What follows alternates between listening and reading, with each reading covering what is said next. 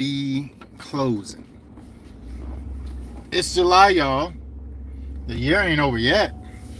We just crossing over the half part. We on the second half of the year. What we in, third quarter, y'all? That's what you call it? Is it third quarter? Yeah, I think so. Anywho, it is that time of the year, y'all. It is hot and got to keep sales coming in. Can't have it to where it comes to a complete halt. Got to finish out July strong. August is right around the corner. Next few weeks, things are going to change a little bit in August because all the kids start to go back to school, here at least, and traffic starts to pick up. So we were taking advantage of when the kids are typically out for the summer. Every day the commute is pretty decent. It's pretty decent commuting. You know, you don't have too much of a headache of moving around. But as the school comes back in, the buses are moving at 6 a.m. Traffic builds up. There's parents that's taking kids to school, etc. What's going on, Slayer? I'm talking about July sales, man. Talking about July sales, trying to keep progress going. How you doing today, man? But that name get me every time. But anywho, I'm talking about July sales. Trying to keep things going. I just got a video that I was working on. If you guys seen my previous lives over a few days ago, I was working on creating some informative content specifically about zoysia grass. I do feel as if to continue to have this early part of the season success that I was able to hit some of my goals, I have to do what keeps what's already working. And how abundance amount of people find me and my business is online. They look online. Of course, I'm rated number 1 in my local area for lawn care services, so that's one of the lead point entries. Number 2 is I make a lot of informative content, and it's not just on what's going on, Rebecca. What is going on? Another part is I make a lot of informative content on my business YouTube page, Lawn Reputation. I just created a video about 10 different zoysia grasses, because usually when people think of zoysia grass in my area, they always associate it with it's going to be way out of their budget. However, they don't know it's different levels to zoysia. What's going on, JJ? Yeah, there's different levels when it comes to zoysia. You got some zoysias that don't cost, $500 a pallet. There's some that cost around $200 to $300. So you can still get a premium turf type. You can still get a zoysia grass that performs like a zoysia grass. And I did a good breakdown by breaking down the different types of species of zoysia. So I went pretty good in detail to where my prospects or people in my local area, they understand, hey, I can actually get zoysia. This is the type of zoysia I need, and it's not as costly as I think. I think transparency really helps build trust, and I don't think that everybody know that they have all these options available. So that's another point of, where a bunch of my leads come in, just educating people so they can make an informed decision on what they need for their properties. Hit that like button. Hold your finger on the screen and hit the like button. It don't take long. But that's what I'm working on now. Closing some more July sales and starting to prepare for August. Majority of the projects that we're doing nowadays, everybody has an in-ground irrigation system. It is extremely too hot to be installing grass if they don't have an irrigation system in place. It's essential. It's essential that they have that. Very crucial, because if the lawn is not, the soil and the grass doesn't stay moist over the 3 weeks that it takes to kind of root, the lawn could burn out. And we have 100% success rate on the lawns that we install right now. So we know, as long as you're doing what you're supposed to do when we're not there, it's got to be a success. We put down the insecticides, we put down the fungicides, and we put down the fertilizer, etc. Everything's going to do well as far as it has what it needs. We fed this grass. It's going to do well from that standpoint. However, There's things that's outside of our control, like irrigating. Unless you have an in-ground irrigation system that we can tap into the your controller panel virtually, that's the only way we can help you with the watering part of it. However, I do emphasize when we put out our quotes that you're required to make sure this is irrigated prior to actually accepting the project. They have to basically check off that they're 100% responsible for making sure the lawn is irrigated. That's something that's outside of my control. I can't water it when I'm not there. That's just what it is. But as of right now, working on July sales, and it's been coming along. We've installed some Bermuda lawns, a few Bermuda lawns actually this month, which is pretty good when it comes to drought tolerance. But to enjoy all those benefits of those type of grasses, like even the zoysias and things like that, they have to get established. So even though somebody may hire us and say, hey, I want something that is drought resistant, that I don't have to, irrigate as much, you don't really get to enjoy that benefit until that grass is actually established. For it to be established, it has to get properly irrigated early on, which is within the first 3 weeks, within the first month, mowing it, practical things that's required to actually establish a lawn. And I give everybody a guide to that. So there's no excuses for not following the guide and making sure we're doing what we're supposed to do to make that lawn successful. But I think that's a big piece of it. We've been growing a little bit more by referral lately, which is great. I love when someone reaches out to us and say, hey, you actually just completed our neighbor's lawn or our friend's lawn, our family member's lawn, and it looks amazing. We're trying to see if you can actually, give us a quote to do ours, etc. I love that because it's already a proof of concept. They've already seen the results of what we do, and they know what it looked like before we got there. So just continuously following up on those properties is a big deal to me. I'll be visiting some properties today, and I'm gonna probably tap in on the live when I'm there.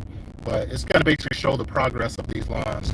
One of the lawns that we installed about 4 weeks ago, we caught rain for 4 days straight after we installed that lawn. On that 5th day, that lawn was so green, so green. And so I was like, geez. When we put it down, it was slightly green and had some brown dust due to the stress of transport, etc. But that lawn was super green. The client is super happy as well. I want that to happen for all of our lawns. So all that shows me is that if you do the proper irrigation, that you have no reason for your lawn not to look as green as the other lawns. And I say, hey, this is actually a lawn that we installed right before your project. This is a same exact type of grass, Bermuda. I said this lawn was properly irrigated for 4 days after we installed it, and this is what it looked like on day 5. So just giving people proof of the results, and it's facts. Like, it ain't no fabrication in it. It's the truth.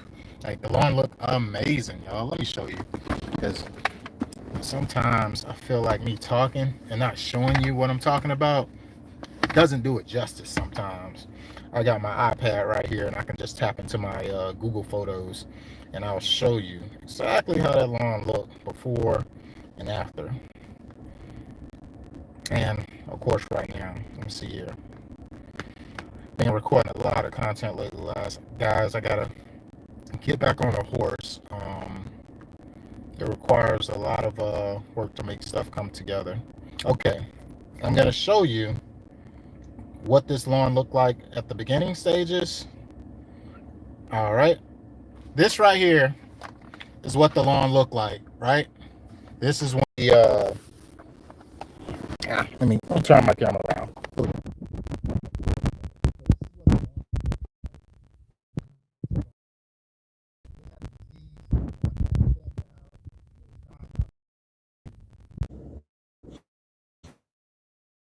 Sorry about that, y'all. Get right, and right here, another. It started to thin out, right? And it's like a bare spot. So I was like, hey, we in the neighborhood last year, we just want to do a better grass, put something in place so this lawn looks great, right? So I suggested them another option, which was Bermuda. I said, you can go back Centipede and Bermuda. They're not so much different on cost. So we went there, we ripped it up. They decided to go with Bermuda. We actually had an irrigation system installed as well on this property, and it turned out pretty good. We put down some premium compost after removing all the grass. Like, we take it down to the bare soil. This is just a top view of their house, where I actually created a route to know where they know exactly where the irrigation pipes are buried, and I got everything labeled. This is that going the extra mile for my customers that I'll be telling you guys about. This is I call it the irrigation routing map, so they just understand a piece. But let me go to show you exactly. This is what it looked like once we were done. It was brown, y'all. You see this, right? This is brown. All right, now let me go to 5 days later. 5 days later, the lawn green. Let me go. Where is it? Where are you? Boom, here we go.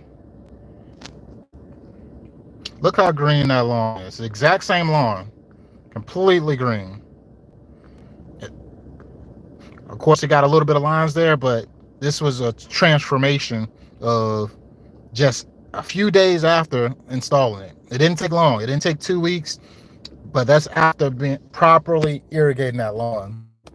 So I like to show this to clients because it's absolutely necessary, so they can see that, hey, he's not lying. He's not lying. And then I show them that we've done and stuff like that. But for the most part, give people realistic things of what they can expect from the lawn. Just continuously to inform them on the process of how it works saves a lot of headache, because you get people like, hey, it's still brown. Is it dead? No. It's hot.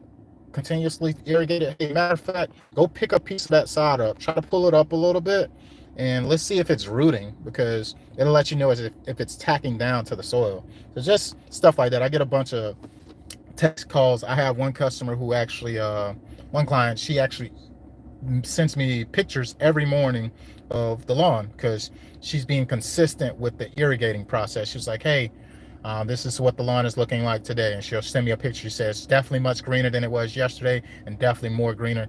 So they get it. They're patient and understanding the process. I'm gonna be stopping by that specific lawn because it's been 5 days and theirs is not as green as the other one, so she's probably wondering why.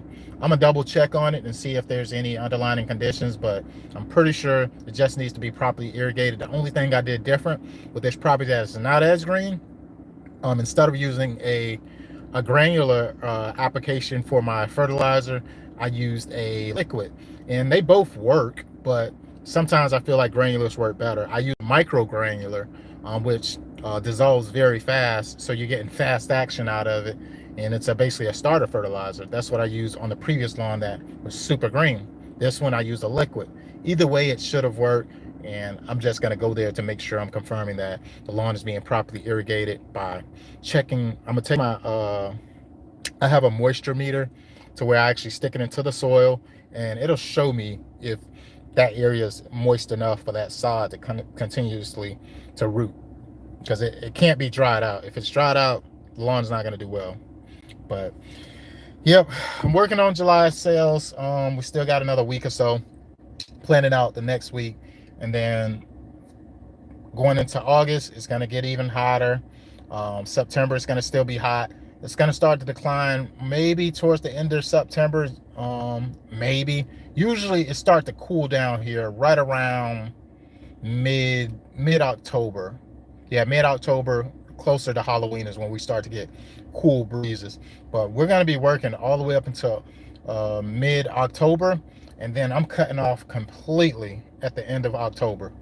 I might cut off in the mid of October, because like I told you guys, I have another business and it keeps me very, very, very busy. And October is a month that we're actually going to be installing already. We'll be installing Christmas lights all the way in October, because we want to be able to keep up with the influx of new clients that's going to be coming on in November. So we do have to get the previous years installed early on. But that piece right there alone is going to be it's going to be fun. So I got about another, I have August, September, and by the end of September, I'm not going to be booking too many people. I'll book some people for the first week of October, but after that, we're cutting it off because we definitely have a very, very, very busy October and November. Those are the busiest months of the year for me. Landscaping, it was pretty busy this year, but not nearly as busy as I was with my other business. It was the other business is very overwhelming, overwhelming. By the end of November, I'm like, oh my gosh, is the year over?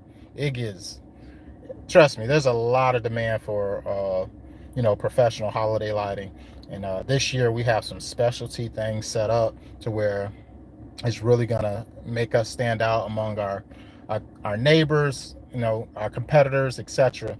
When it comes to the type of quality that we're bringing when it comes to a holiday lighting business. But yeah, guys, working on sales. Got to continue to close, close, close. ABC, always be closing. ABC, always be closing. December, I might try to go on vacation in December. The first, maybe the second week of December, I'm gonna try. Usually with this holiday lighting business, to be honest, we install all the way up into Christmas Eve, which is crazy. But we get people all the time that move from, they might have moved from Michigan, they might have moved from, Pennsylvania, somewhere, and they just got down here. They just moved into their new house, and they haven't got everything unpacked, unloaded, etc. They're not set up for the holiday. However, they can reach out to us, and we're gonna go there and set up a full display, and it looks amazing. So we make experiences for people for sure. We definitely had those where it's actually booked all the way up into Christmas Eve, but we're gonna actually probably do a cutoff this year. Maybe, it really depends. I do need to find time to have a buffer to have some family time, because if I'm working busy throughout the landscape season and I'm working busy throughout the holiday season, when do I have time for family? And at the end of the day, guys, we do this to support our families and enjoy family time, etc. So I do have to carve out time to go on some form of vacation, whether that's just a few days or a week or so, but definitely a few days I'm looking to set aside, and I'm putting it in on my schedule so I can be intentional about it. Because if it don't go on the schedule, it gets overlooked. We all know that, right? But overall, my next video that I'll be creating on my business page is definitely for it's going to be about St. Augustine grasses, because we have people, they inquire about St. Augustine grass here a lot, and they don't know that we got more than one type. We don't just have Palmetto St. Augustine. We have Provista St. Augustine. We have Cobalt St. Augustine, and we also have Tamstar St. Augustine. Tomatoes, right? It's all St. Augustine. Based on its species, it typically will do the same thing, but they do have different characteristics based off the each cultivar. So I just like to go into depth. I like to give prospects information about it, of why to choose different ones and stuff like that. Just let them know that there's options out there. I don't like people thinking that there's not options. There's plenty of options. Rather, someone is going to tell you all the options available. Depends on which profession you're dealing with. Some people just may deal with one place, but me personally, I give people what's available in the market and also the best option for the property. That's just my thought process. But yeah, I just like to tap in, man, and chop it up with y'all and let y'all know that July has been a success so far. I have slowed down a little bit in July than I wanted to. I do need to ramp back up. The only thing, oh, sorry for all the yawning. The only thing that I feel has slowed me down a lot more this season, well, I'm gonna say slowed me down period, in July, is I stopped doing something that I was consistently doing. And when things start to change a little bit, you start to notice, hey, why are the leads slowing down? I'm still getting leads in, but not as many. I need to continue to fill the hopper, because just because people are interested in a lawn renovation, that don't mean everybody's going to be a client. So you have to have an abundance amount of people that's seeking out and trying to get this solution to their property to actually be able to consistently book the schedule. So that's what I'm currently working on, pushing out content, because at the end of the day, I feel like that's absolutely necessary. People need to be able to find what they're looking for, understand what they need, and be able to make a decision and find the right professional to do it.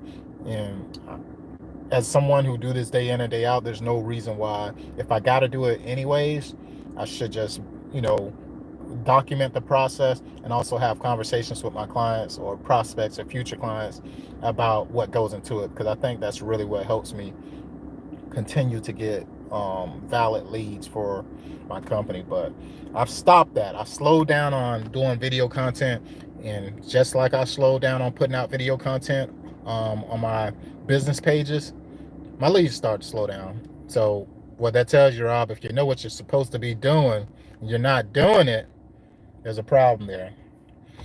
Sir, do you screen from phone or camera? From phone or camera? That's a loaded question. I got a phone. It has a camera. Yeah, I screen. Yeah, I typically screen from my phone. I got my iPad as well, and I also have, of course, my desktop and stuff like that. But typically, out in the field, I usually have my phone. I try not to complicate this process. Just get on, just punch fear in the face and get to it, because you'll take 10 years trying to get started if you're looking to be perfect. I'm a firm believer. I jump out my airplane and I figure out how I'm gonna land once I get midway in the air. I might not even have a parachute. I might just jump out the plane. It's, for me, it's ready, shoot, aim. Ready, shoot, aim. Just process that for a little bit.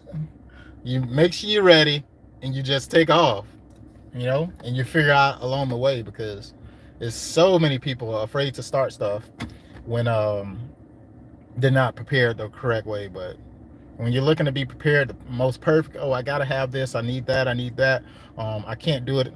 There's, trust me, there's a million and one excuses why you won't start. Trust me.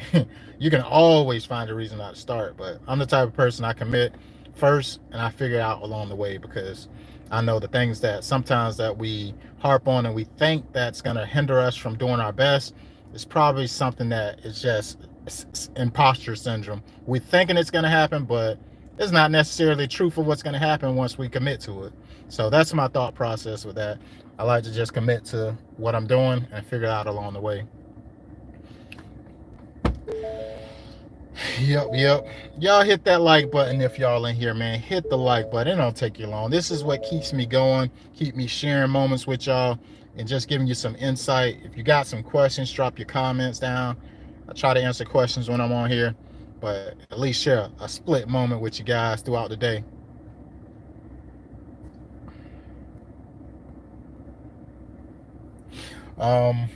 Next thing, so we got August coming up.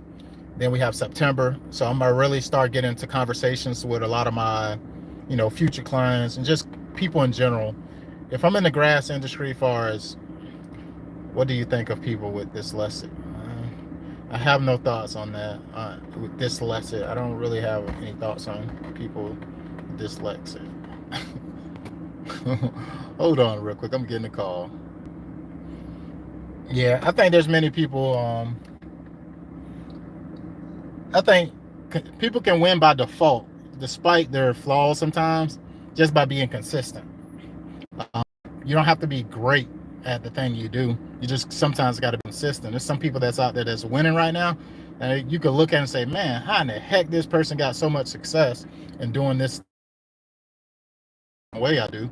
I've accomplished some things so as far as my personal goals, but I wouldn't say I'm just a great successful person.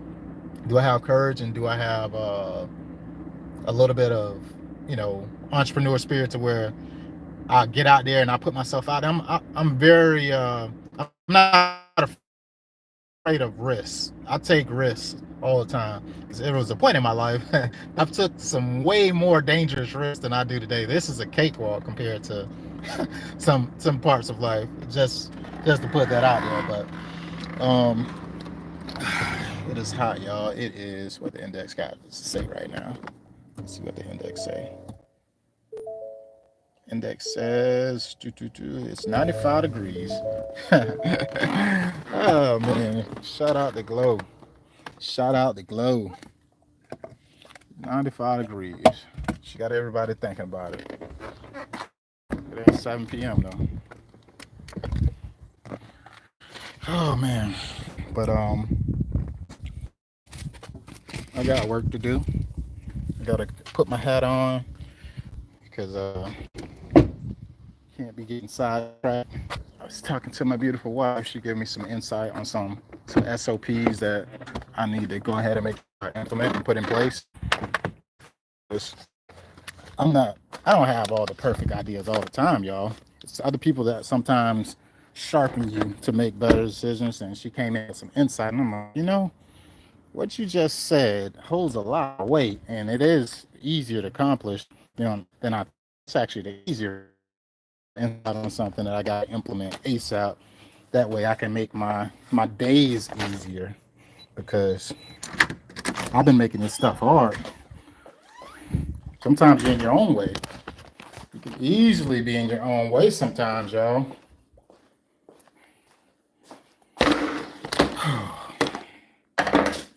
Yeah, it's computer time.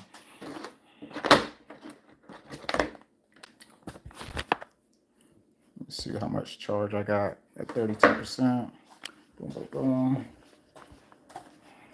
My wife been on me about putting my phone case on. I took my phone case off of my phone recently because my charger was upstairs, and I got this thing right here on the wall. I can just put my phone on the wall and it charges it, wireless charger. So that's what I was doing. And I had put my phone on the couch, and my daughter, I got a daughter she's a little 2-year old. She got a hold of my phone, and she's like, if she dropped that phone, it's gonna be cracked. And she said, you know how you feel about your phone and stuff like that. So get your phone and put your case on it. Where's your case? Where's your case? What's happening, y'all?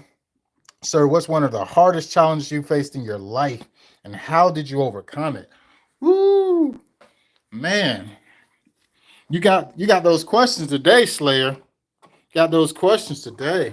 Um, one of the hardest challenges. Um, I would say I wouldn't say it's the hardest challenge, but I feel like this can be a challenge for a lot of people. Is adapting. Um, I'm actually from Florida, and I had a lot of stuff going on down when I was down there, and I moved away. So had to change up my whole lifestyle, etc. And adapting to a different way of life was a challenge, and I feel like day by day it's still something I'm adapting to. But I could say that was a it was a huge challenge just because sometimes you're just foreign to what's considered normal, etc. Sometimes it really depends on where you come from, your background. So adapting to being able to adapt to a totally different way of life to me was a challenge. That's what I'm gonna say.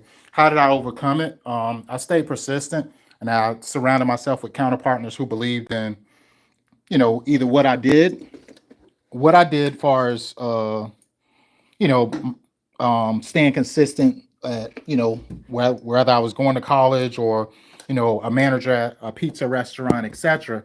I had people that still aspired and say, "Hey, man, you're doing really well."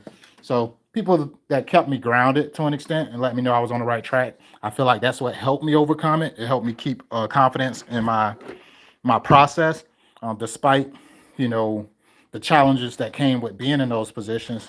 All of it was a learning curve that compounded over time. Everything that I learned from being a manager at a pizza place to working at Foot Locker when I was younger to working at Coca Cola when I was here, all of those skill sets compounded to make me who I am today, as far as dealing with customers, being able to resolve conflicts. Because I've dealt with some pretty tough situations sometimes, especially with Coca Cola was the hugest learning curve for me. So I would say um, adapting to a different lifestyle and be able to take on a challenge was, I would say, a challenging part for me. And I overcame it by just being consistent and believing in myself. I believe in myself. It don't even matter what it is. Like, I believe if I put my mind to it, it's gonna happen. That's just what it is. I ain't the type of person that's like, oh well, it ain't gonna. No, no, no, no. Get around, get from away from me with that I can't do it energy. I need somebody that believes in what you're doing or believe in themselves. I like being around people who believe in themselves a lot. Like if somebody lacks confidence, it's really hard for me to, it's hard for me to be around them for an extended period of time because that ain't my vibe, that ain't my energy. I feel like it don't matter what it is. If you believe in it enough and you're willing to do your due diligence to educate yourself on the thing that you're pursuing, I don't feel like you're gonna fail. So I'm a big thing with that because that right there, man, it's so many people.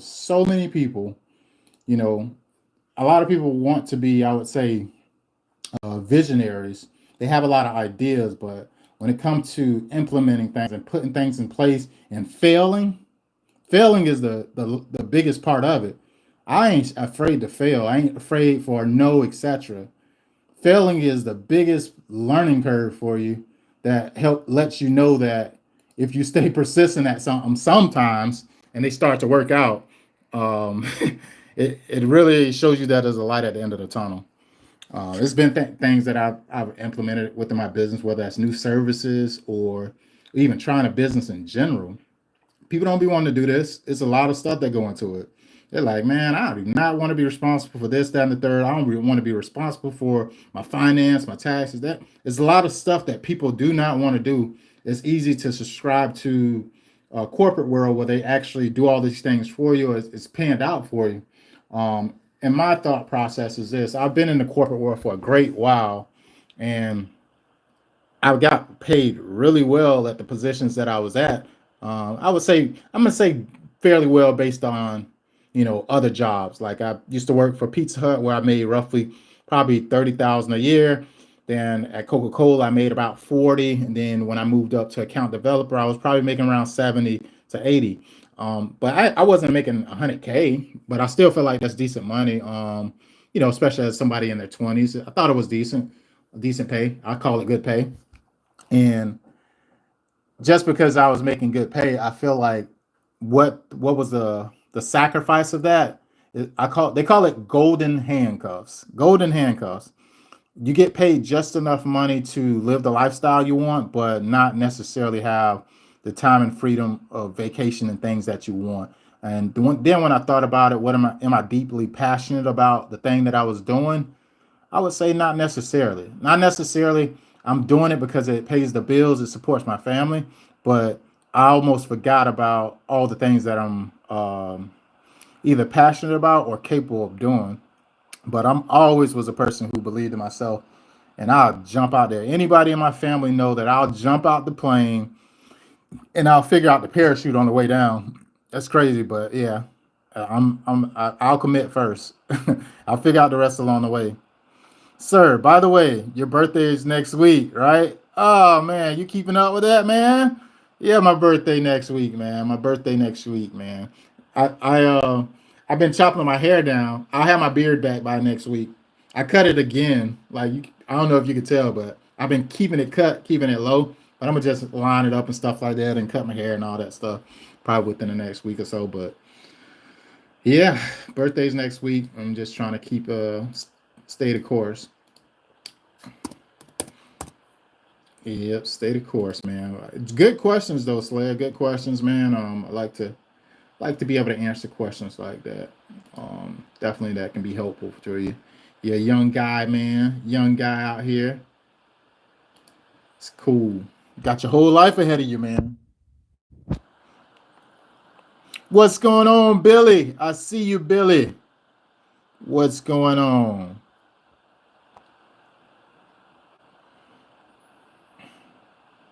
Yeah, I gotta throw some this is just an analogy. I got to throw some gasoline on my business and set a fire to it, because I need August to be a great month. Um, that'll pretty much summarize the rest of my year. August, not really looking to do a lot in September. Kind of want to pace myself because I'm really trying to get geared up and prepared for my secondary business. That's just what it is. I have to be mentally prepared because that thing is going to take us to. It gives me it gives me the the energy to keep going. I'm gonna just say that that part of the business is crazy. It is crazy, and I am dialing in because I can't go. I'm a firm believer that there's just when I'm doing something, and not to say when I'm doing something, every year there's going to be 10 to 20 new competitors getting into it, rather they know what they're doing or not, but you have to be prepared for to be competent to an extent. I don't think about my competition like they're not even a thought process, but the fact that they even exist by default, they're going to come in with skill sets. They're going to come in with skill sets. They're going to come in with some people going to have deep pockets, etc. And me every year, not to say I'm trying to reinvent myself, but I'm trying to stay consistent at the thing that I've already been doing well. I have to stay consistent with putting myself out there because just because I think everybody knows about my business, that's wrong. People don't know about my business, even though they may, seen us online at one point. I have to be consistently relevant or on the top of their minds when they think of this specific thing that we're doing. I want them to think of my business, especially when it comes to specific locations, because route density is always the name of the game. At times, route density, it helps with windshield time, labor, etc. So if I can stack clients in a specific area, that helps us operate more efficiently when it comes to sending out a crew to do a job. And this year, my forecast, a forecast looks decent, but that's just potential. Forecast is potential. That don't mean we're gonna specifically do a specific number. But if I'm more intentional about having my processes in place, maybe my close rate can be higher. Typically, the close rate on that business is very, very low. It's typically around 10 to 15%. And that's just based on virtual people calling or, not to say calling, but onboarding themselves by going to a website, etc. But I gotta improve my process before the season get here because once it's here, there's no time to try to fix something when the season is actively going. You know what I'm saying? So right now, I got 4 months to plan and actually get everything lined up exactly how I want it to way when the season rolls in, everything is flowing like a smooth engine. Everything needs to flow smoothly because this can be the craziest year that we've had. It's not going to go down. I don't project business to go down. It's going to still do well, but I just want to I want to prepare for maximum opportunity. That's what I'm doing. I can't expect big things out of this season if I'm not prepared for it, as far as putting things in place if this happen. What's going on, y'all? As you're coming in, man, hit the like button, man. This keeps me going. It keeps me going. It don't take long. It just take a few seconds. Take a few seconds of your time. All right, so right now I'm actually sending out a few proposals that I've had over the last. Let me put this right here. Hopefully that works. I'm on my computer. You guys are on my computer screen. I put my phone directly on my computer because I'm mirroring it on another screen right now. So yeah, I'm just doing a little bit of work. I gotta say these. Jeez, I need to drink an energy drink or something. I've been yawning like crazy. What are you doing productive today? What are you doing today? Productive. Slayer. What are you doing, man? What are you doing?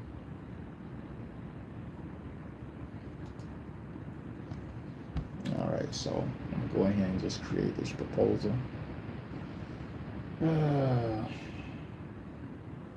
so usually when I think about proposals, so right now I'm preparing a proposal that I went and estimated yesterday. I was gonna go live with you guys when I was headed there, but this client has a little bit of a different issue, and sometimes just because somebody inquire about sod installation, it doesn't mean they just need sod. It's an underlining thing. So this property that I'm sending out this quote to is I actually went to the property and I viewed it. They have a few live oak trees. They had a few crepe myrtle trees, and they actually, I actually did have coffee today. Come to think about it, I had some Folgers. I made some with the French press. So but if anybody know about French press, drop it in the comments, man. French press is the strongest coffee. The way it's prepared, you taste the coffee beans like the strongest. Anywho, um, I went out to the property, and they have live oak trees, they have magnolia trees, they have shaded conditions. The type of grass that they currently have in place is St. Augustine. And the St. Augustine grass is doing okay, but it's starting to thin out in certain areas. And they also have some Empire zoysia. And both of those grasses do pretty decent when it comes to shade. I would say the Empire zoysia probably not as well, the amount of shade that it's getting. It's getting partial shade, but it's definitely important that they have the right grass. They have the right grass, and the lawn is declining. So just based off of what I saw when I looked at it, I was just thinking, hey, is this grass being properly maintained? It didn't look like it had been mowed in probably at least a month, maybe, or 3 weeks. That's one key factor. Number two is they don't have an in-ground irrigation system, so maybe they're not irrigating it enough. Number three, I seen that their downspouts, and these are things that I'm looking at all these things to consider the factors of why this lawn is declining. The downspouts didn't reroute the water, so it puddles, and you get a lot of runoff on the front of the yard based on the downspouts not being tied in a specific way. So it's a few different reasons why this lawn could be, declining. The fourth thing is I noticed the Empire zoysia was very thinned out, and I was like, it's kind of weird for Empire zoysia. But even when they said, I'm getting to tell you that this lawn has been resodded, I think 3 times already. When somebody tell me that they have their lawn resodded 3 times, I'm like, hold on, I'm not about to be number 4 or 5. Why is the lawn declining? Like, I don't want to just come in here and just do a side renovation because, I do side, so I'll just replace side. No. Let's get down to the root of the problem of why you even having this consistent issue. Like, that shouldn't be a thing. That's crazy to me to resod a lawn, even though it's a small lawn. It's 1,500 square feet. Even though it's a small lawn, it shouldn't have to resod it multiple times. So my goal is to get down to the bottom of the issue.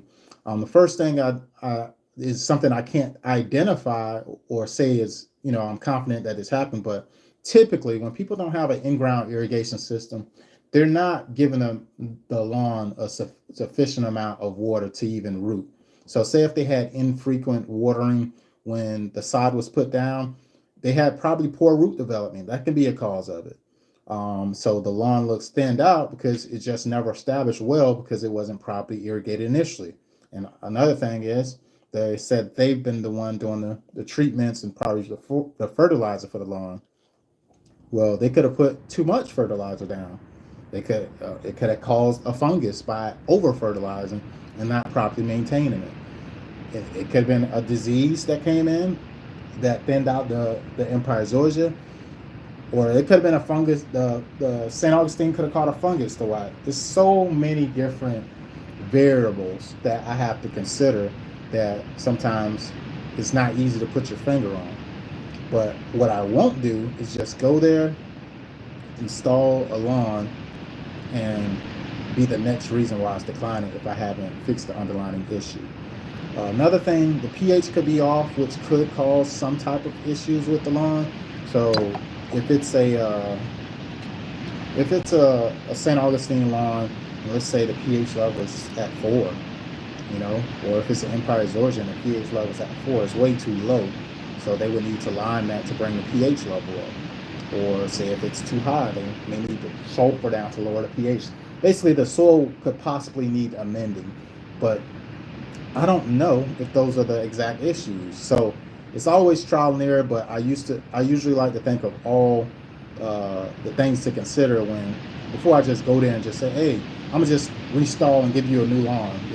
I don't want to just go there and give them a new lawn when they've done it 4 times. I don't want to be the 5th guy. I do not want to be the fifth guy and the lawn still decline.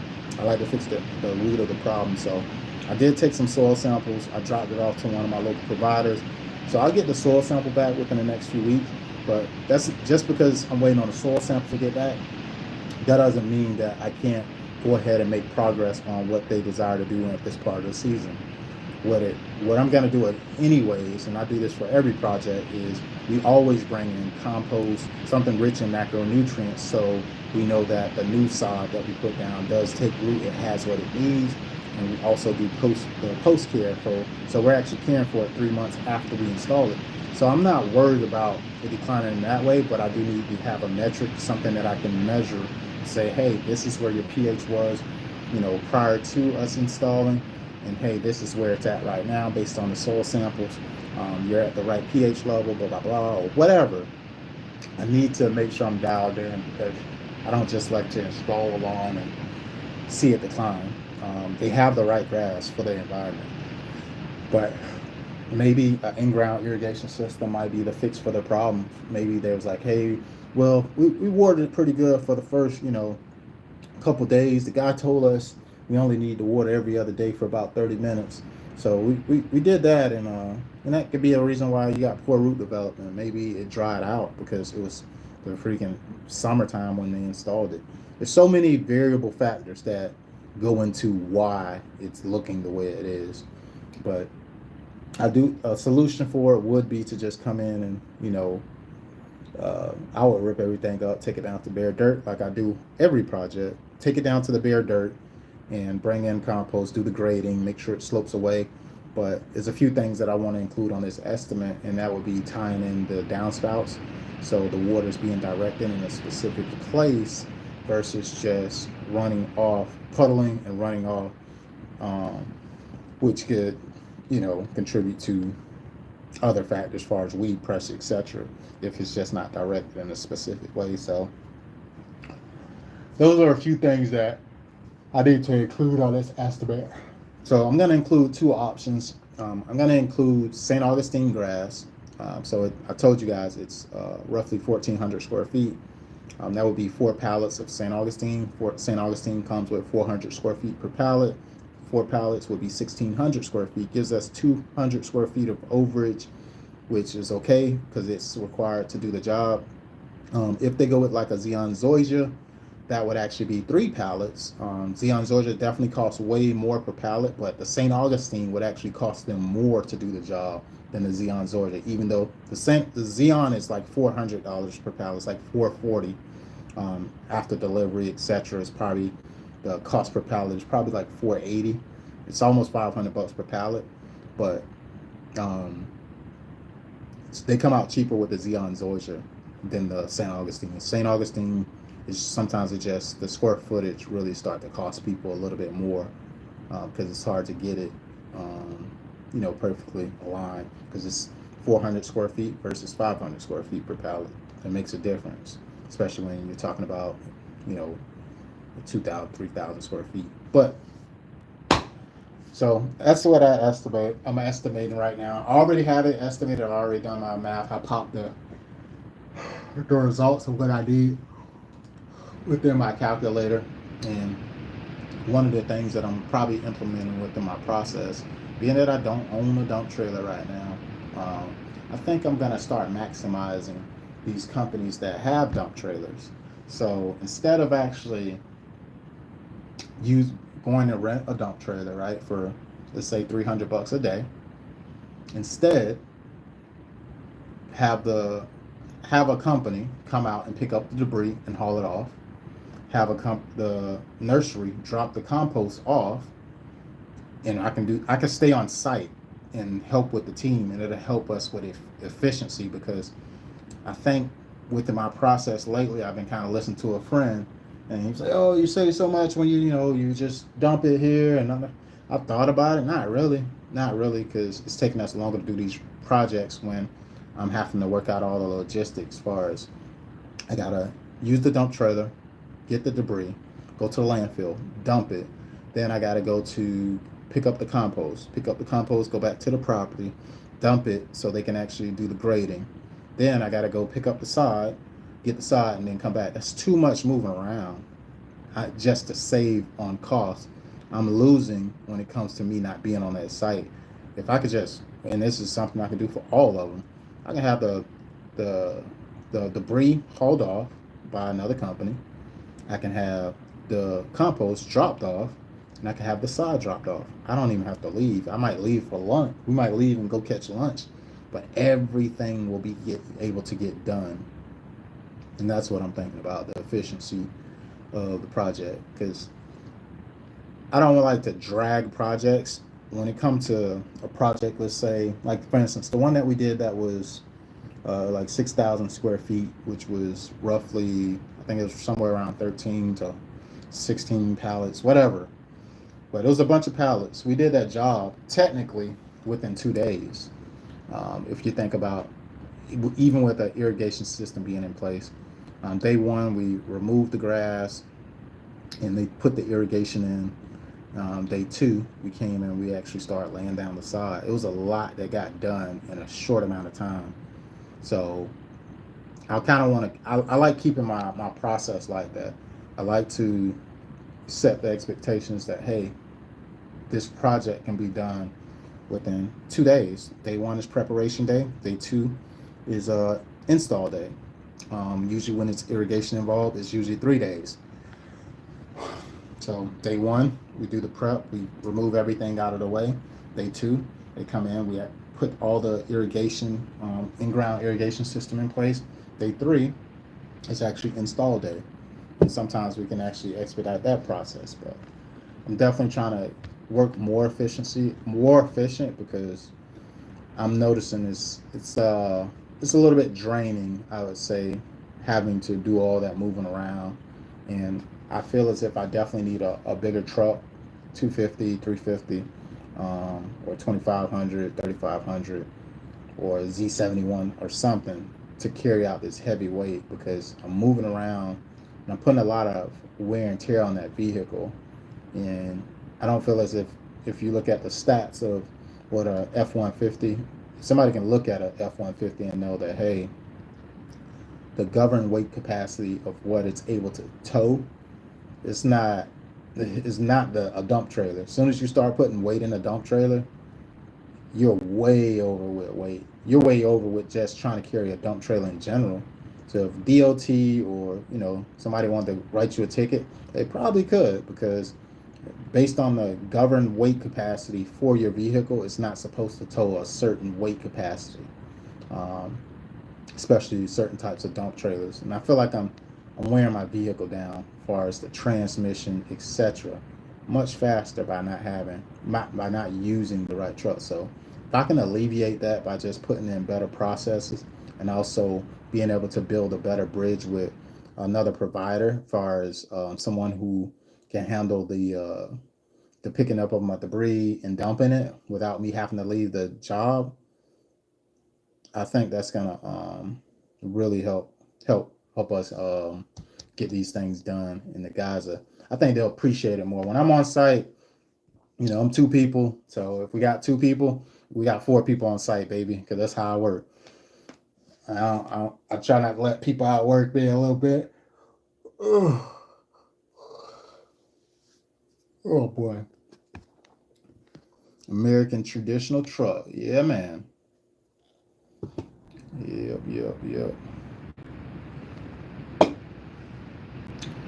I've been back on with you for a little minute. I got about another 5 minutes here. I'm about to go ahead and create this thing, because I can be working while I'm talking. And I have some other thing that I have to work out. Got to put a SOP in place.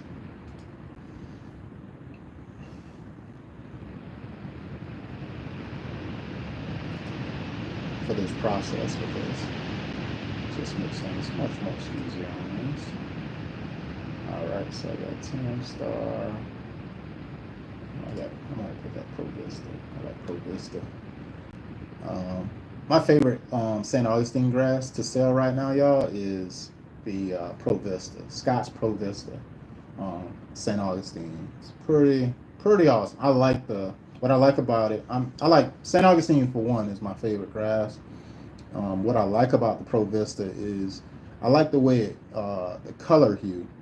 It's I noticed that it is different than the Palmetto. It's a little bit more darker green, and it seems like it crowds the way it clustered together of how it grows. I like that about it as well.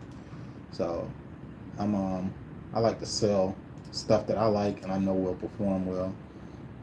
There is other options. They do have the Palmetto, the Cobalt, and the Tamstar, but Provista is kind of my go-to as of right now, especially with it being available by the biggest sod provider in South Carolina. They've been a little bit more consistent than the other providers this year because it's been some sod farms struggling this year with being able to deliver consistent quality product. They've been running out, and they've been running out when the orders already been placed, or when they run out at the wrong time, basically. Like, come on, guys, we already put all this in place, and y'all running out. Why? Getting this thing prepared. But I gotta add one more thing. I be wishing I can kind of show you guys all of my process, but it's just so much information I would have to try to redact that uh, it's hard to show you all of this information inside. Because given there's people that's local that follow the channel possibly, and I don't want to put anybody's personal information out there. Rather, and I also don't want to I don't mind like talking about my prices, my breakdown, and stuff like that, but in the same token, I have to make sure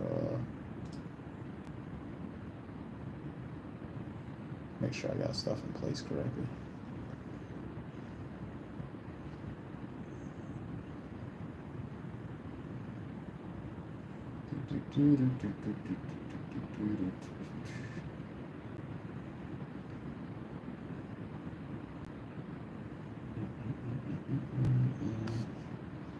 So, what do you do, enjoy, or your hobby? I enjoy. I like riding four wheelers, dirt bikes, street bikes. That's something I would say is fun to me. I haven't did it in a great while. I like fishing. I like bowling. Bowling is fun for me. I, Stuff that's fun for me, I can do by myself without anybody else and still have fun. That's what I consider fun. Um, but a hobby of mine that I feel like I'm always exposed to is I like technology, so I can literally stay on my computer for days. Like, might catch a little bit of lunch, might catch dinner, but I literally can like just go numb on my computer. I have to stay on this thing for days and days. I kind of was blown away with computers at a very young age. That I knew how powerful they were early on. Like, bro, like you have access to do so much, and I feel like you can never get bored on a computer because there's always things that you could be doing. So my computer is kind of my heart. It's always been love. I'm always on this computer. I'm not. Of course, you got to have a healthy barrier of not being on it too much, but I would say being on my computer is a hobby, just because. Rather, I used to like to play I used to play pool on Yahoo, but as of right now, it's just I spend time doing just research, market research. It takes a long time. I have to, I look at different companies in different countries. I look at Australia. I look at so many different places, and I see what's going on with different business stuff that people are doing. And you know, I look in a lot of places for information to know what I could be doing in my little world here. But Yeah, computer's a hobby for me. Is to answer your question. I love being on a computer. Um, at times I don't want to get on it because it takes away a lot of stuff that I desire to do. Like like right now, I'm on here. I'm doing the estimates because I must make sure this is completed.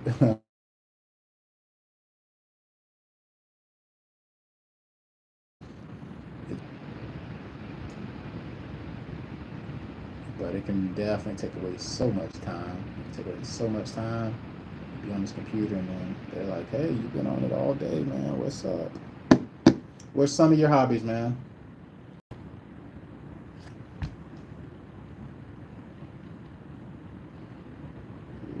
Okay, we got Zoysia. We got St. Augustine. Okay, do this update and then go ahead and use. Put you.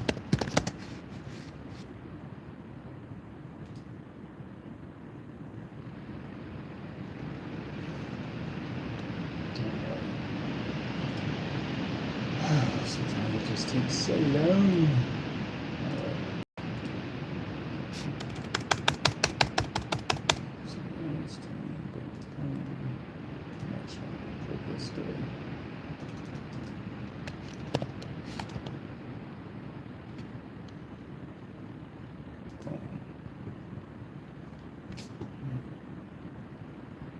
What's going on? Solving problems, I guess. Yes, sir.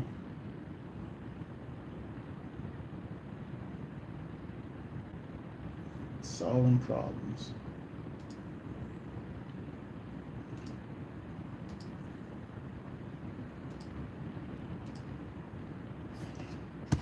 Nothing wrong with that, man. Mm-mm-mm.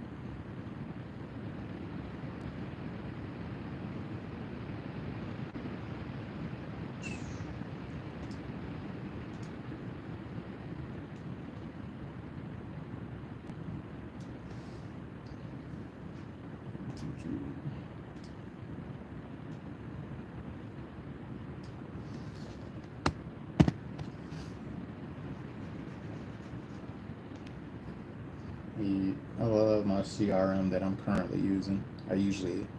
I've used so many different CRMs over the years, and the one that I'm using right now, I'm pretty satisfied with the process of how it works, and it's always changing. As far as they're always improving on better ways to do things, as far as making the CRM better for people that use it. I love companies that consistently update new ways of doing things because sometimes when they don't, which I've had a CRM that it worked great, but it took so long for them to implement some processes that I was able to use on other CRMs. So I had to eventually switch over, which I didn't like because sometimes when you're using a CRM, which is a customer relations management system, a software, sometimes it's not easy to get the the clients on something new. They don't like to put their information in on a new system. It's just not a thing. So it kind of sucks. But once I switched over, I was pretty happy that I was able to have better processes in place. And it's just been getting better and better since I've been using it. Better and better.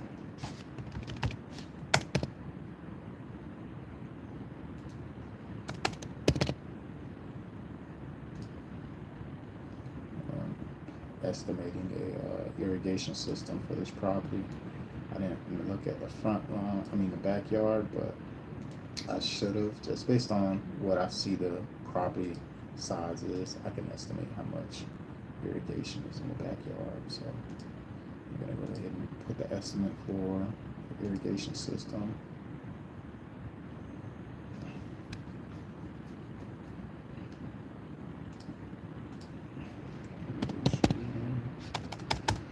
I hate having to hunt down.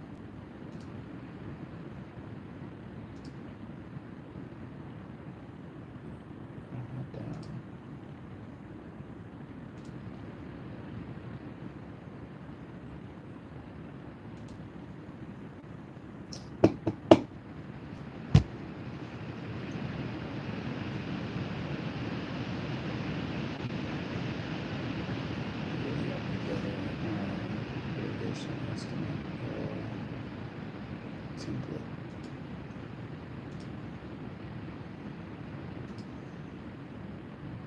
I got a trick for it though. Boom. Lawn irrigation. There we go. Yeah, I need to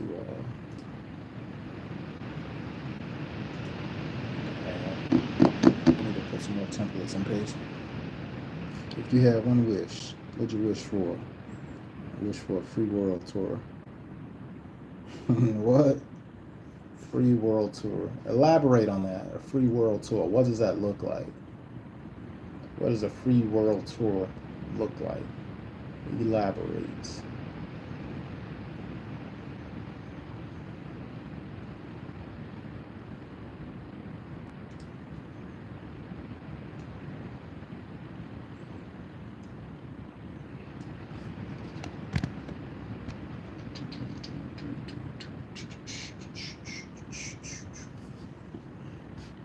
Gotta get this estimate sent out by 3.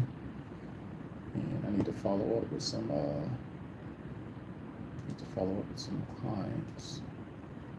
I'll be going to a yard this afternoon once the sun starts to go down.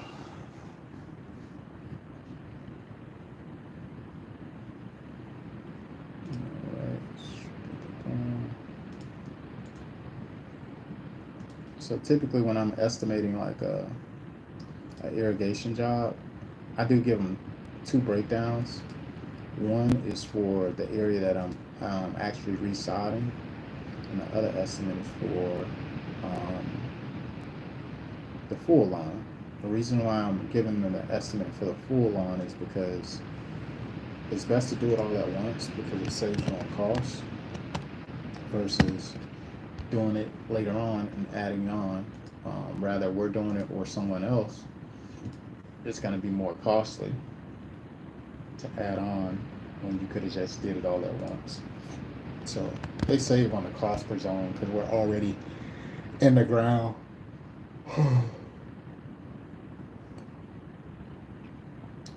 Yes, sir. Okay, you're saying the ability to travel across to different countries. Yeah, that'll be pretty cool. Are you limited to where you can travel right now? I don't understand. If I wanted to travel somewhere for right now, I don't think there's too many restrictions on where I'm able to go. Not that I know of, at least.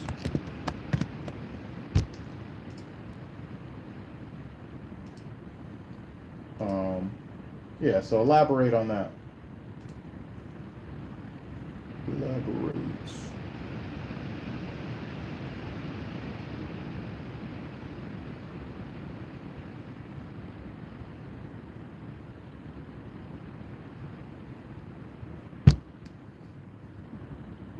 What's happening?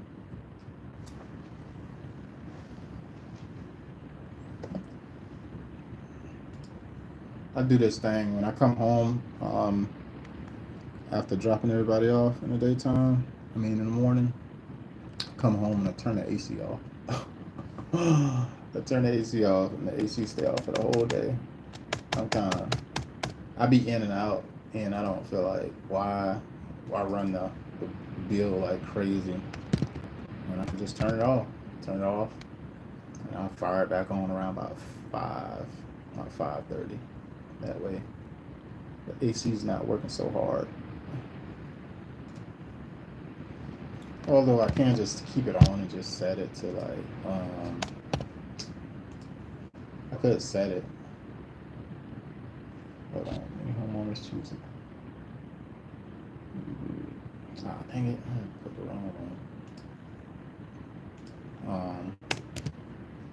Yeah, some people just set it to like, I think 75, something high, and just let it kind of stay on, but I just turn it off completely.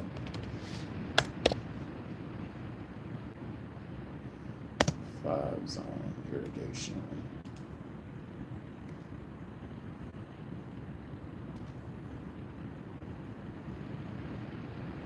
I love being very descriptive on my quotes. Free travel across the country, so I'm not good with English. Yeah, free travel, man, is that'll be amazing. If I can just go to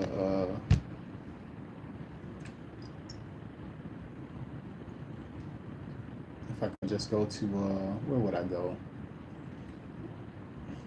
I don't know. If I went somewhere foreign, I would probably want to go to like I would like to go to South America, of course, just for the waters and stuff down there. Life, the nature down there is crazy. I would definitely like to go to Africa. Those are probably the top two places. Everywhere else, I'm not really. Eh, maybe China. Maybe. I was talking to my who was I talking to the other day, and they were just talking about the laws of different countries, and they were saying like in certain countries, I think it might be Dubai or somewhere crazy, but people can leave their Rolex and put it on the table and walk out of a restaurant and come back in and it's still going to be there. They say the laws are so strict in other places, like they'll chop your arm off if if you're caught stealing. If you steal something, they take that arm and they cut it off, which is crazy. But it keeps crime down. So if the US had some stuff like that, that would be wild. That would be very wild. Very wild.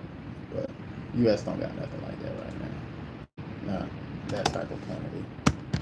I bet you people think 3 times. Definitely think 3 times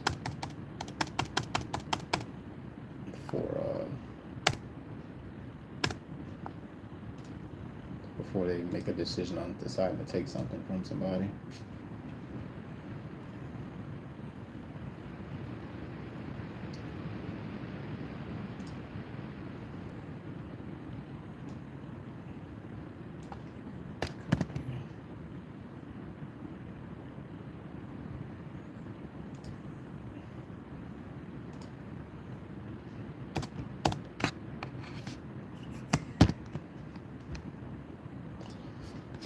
Oh boy, I'm tired.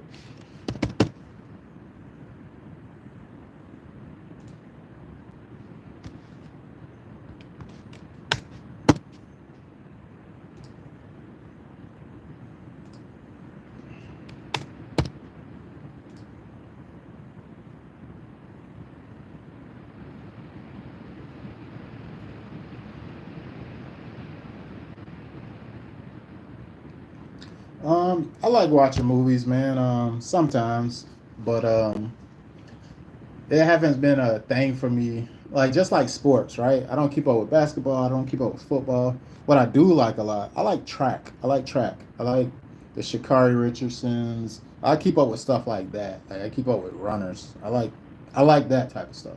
Movies. I've watched so many movies in my life. My mom got so many VHSs. If you even know what that is, it's like a tape player basically. Oh, where you watch movies and DVDs from way when, man. And so I've watched so many movies growing up, and I still watch movies from time to time. The person who's the most consistent in my immediate family right now in watching the movies, I would say, is my son. He wants it to be quiet while we're watching the movie, and he's locked in. He can explain to you everything that's going on. It's hard to just watch a movie nowadays and everybody like not on their phones and stuff like that. So I like to actually watch movies. But yeah, I watch movies, man. I watch movies.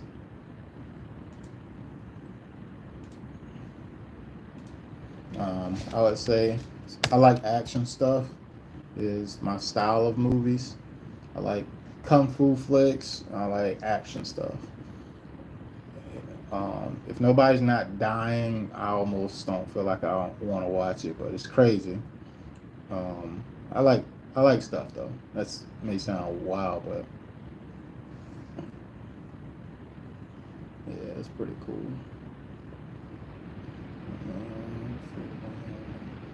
Okay, so I got the front lawn, the full lawn. I have the Provista. I got the Zoysia. Okay, so I got everything. I just need to tie in Tie in the drainage. Tie in the drainage.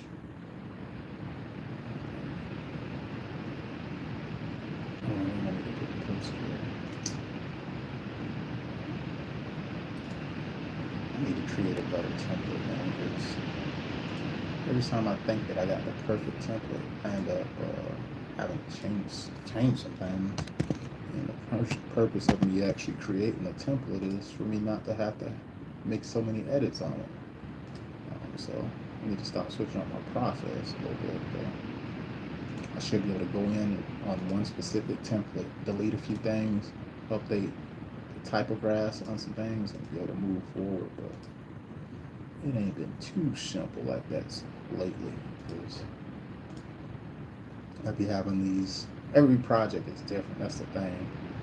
Like this project calls for some other things that I want to address an issue with, as far as being able to make sure they don't have water pooling and puddling. So redirecting the water that's coming from the downspouts. I want to go ahead and include that in. It's cool though. Alright, so got that.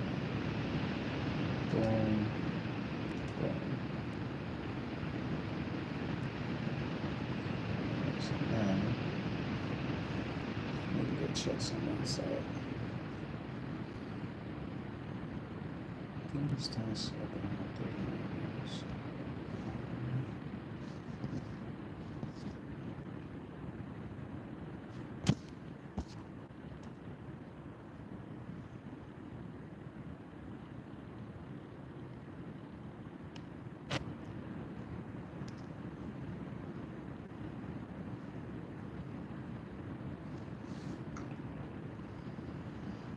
Alright, so I don't need this. Delete.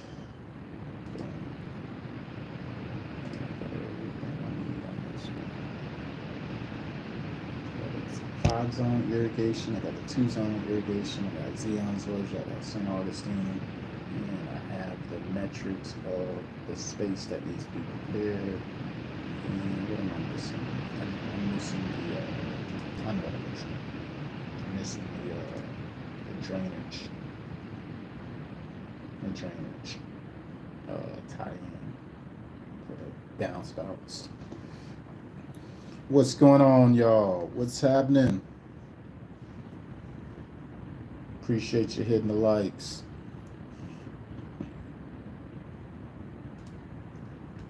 Yeah. I know I might start going on my TikTok. I think I'm gonna start going on my TikTok and start streaming a little bit more, or going live a little bit more on my TikTok as well. There's definitely people that be out here. I need to try to figure out a way to have them both at the same time. And what's today's date? Today is the 17th. Man, time ticking.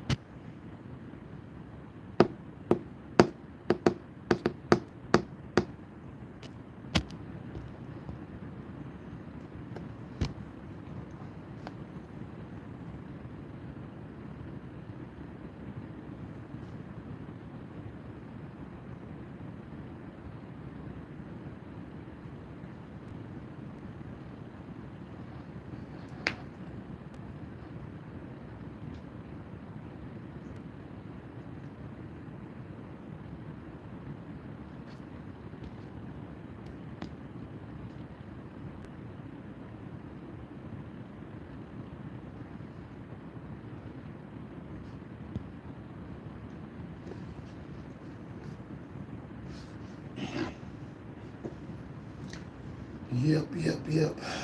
Well, let me get back to it, guys. Got to get back to the work at hand. I'll be tapping back in with y'all later when I'm actually walking the property.